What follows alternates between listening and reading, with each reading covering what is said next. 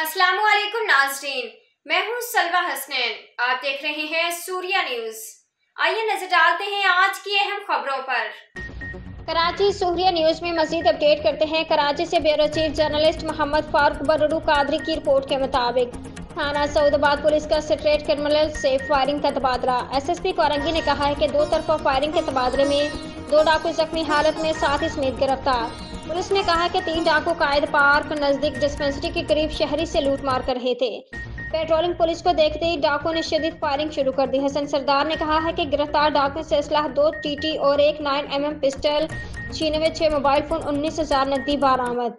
SSP Korangi ने कहा कि गिरफ्तार मुलजमान से मोटरसाइकिल भी बरामद हुई, जिसे चेक किया जा रहा है। गिरफ्तार डाकू की शिनाख्त जख्मी अहमद, जहांगीर और तीसरे साथी सलमान के नाम से हुई। पुलिस का कहना है कि गिरफ्तार डाकू का साबका क्रिमिनल रिकॉर्ड भी हासिल किया जा रहा है। गिरफ्तार जख्मी डाकू को इलाज मुआवजे के लिए अस्पताल और तीसरे साथी को थाने मुंतकिल किया जा रहा है।